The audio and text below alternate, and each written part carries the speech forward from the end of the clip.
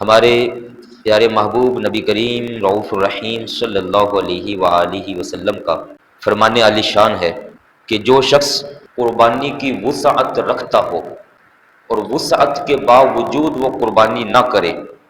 فرمایا کہ وہ شخص ہماری عید گاہ کے قریب مت آئے۔ جہاں ہم نے نماز پڑھنی ہے، نماز عید الاضحیٰ، فرمایا وہ نماز میں شامل ہونا تو دور کی بات ہے، وہ کہیں قریب سے بھی مت گزرے ہمارے۔ اس کا مطلب یہ ہے کہ آپ صلی اللہ علیہ وآلہ وسلم یہ پسند فرما رہے ہیں کہ جس کو اللہ پاک وسعت دے، طاقت دے، مال دولت سے نوازے، وہ قربانی کر سکتا ہو تو اسے لازمی طور پر قربانی کرنی چاہیے۔ اس طرح کی جو وعید ہوتی ہے نا، اس کو کہتے ہیں وعید، ناراضگی، اس درجے پر جا کے کہ قریب مت آنا ہمارے، اس طرح کی جب وعید آتی ہے، ناراضگی ہوتی ہے، تو پھر جس کام پر اگر منع کیا گیا ہو اس طرح سے، اگر کرو گے تو ناراضگی کا سما ہو، تو پھر اس سے رکنا لازم ہو جاتا ہے، اور اگر نہ کرنے پر ناراضگی ہو پھر اس کو کرنا لازم ہو جاتا ہے۔ اب یہاں پر حضور اقدس صلی اللہ علیہ وآلہ وسلم نہ کرنے پر ناراضگی کا اظہار فرما رہے ہیں کہ جو نہ کرے گا وہ نہ آئے ہماری عیدگاہ کے قریب۔ مطلب اس کا واضح ہوا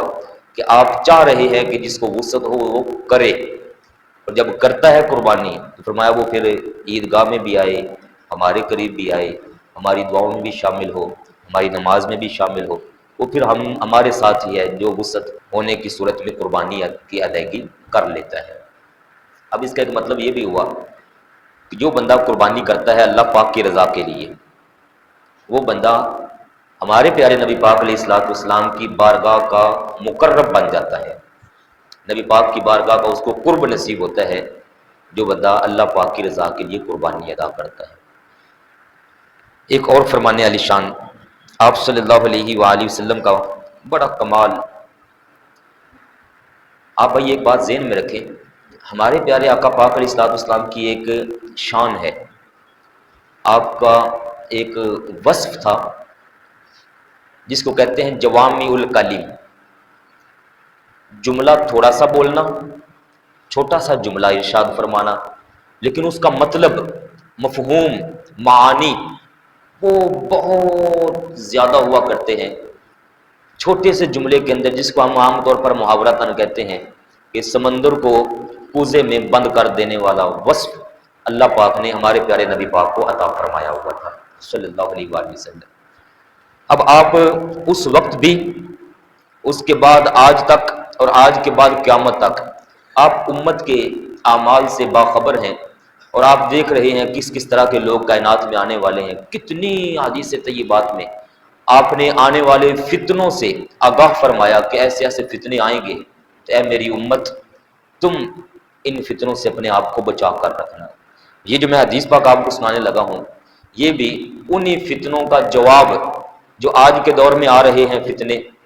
ان کا جواب ہمارے آقا پاک صلی اللہ علیہ وآلہ وسلم نے 1400 سال پہلے یہ عطا فرما دیا ہوا ہے۔ ذرا سنیے گا، طبرانی شریف کے اندر یہ روایت ہے، راوی ہیں حضرت سیدنا عبداللہ ابن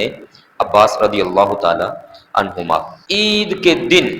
جو روپیہ پیسہ قربانی پر خرچ ہوگا، اس روپے سے زیادہ بڑھ کر اللہ پاک کی بارگاہ میں کوئی دوسرا روپیہ مقبول نہیں ہے، پسند ہی نہیں ہے اللہ پاک کی بارگاہ میں کوئی اس درجے پر جا کر جس درجے پر قربانی والا روپیہ اللہ پاک کی بارگاہ میں مقبول ہے۔ اب اس سے میں نے جو کہا کہ فتنوں کا جواب وہ کیا ہے؟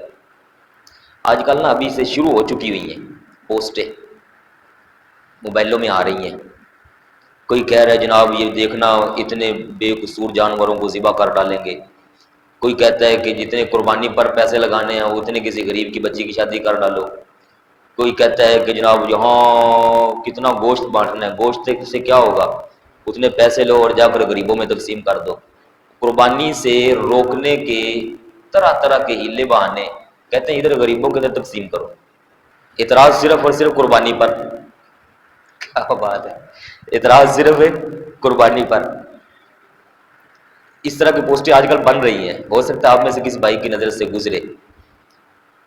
ٹھیک ہے، غریبوں کو پیسہ دینا چاہیے، بری بات نہیں ہے، غریب کی بچی کی شادی بھی کروانی چاہیے۔ اگر آپ تھوڑا سا جائزہ لینا جی، اور ان لوگوں کے لیے میں بڑے کول مائنڈ ہو کر یہ بات کرنا چاہ رہا ہوں، کوئی ہیپر ہو کر نہیں، غصے میں نہیں، بڑے تسلی کے ساتھ تھوڑا سا آپ جائزہ لیں۔ پورے سال میں غریبوں کی، غریب کی بچیوں کی، فقراء کی مدد کرنے والے، ان کی ہیلپ کرنے والے، ان کو راشن پہنچانے والے، پیسے ان کو دینے والے، زکوٰۃ نکال کر ان کی مدد کرنے والے،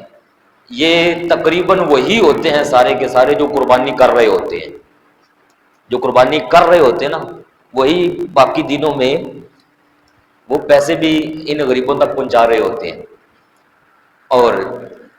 اس سے اگلی بات، یہ جو اعتراض کر رہا ہے قربانی پر، اس کو صرف ایک قربانی نظر آئی، اس کو یہاں یہ کروڑوں کی چلتی ہوئی گاڑیاں نظر نہیں آتی۔ گاڑیاں، گزارا تو موٹر سائیکل پہ بھی ہو سکتا ہے، گزارا تو سائیکل پہ بھی ہو سکتا ہے، تو یہ اعتراض کیوں نہیں کرتا کہ یار یہ کروڑوں کی گاڑیاں بیچو اور سارے غریبوں کی شادیاں کرواؤ؟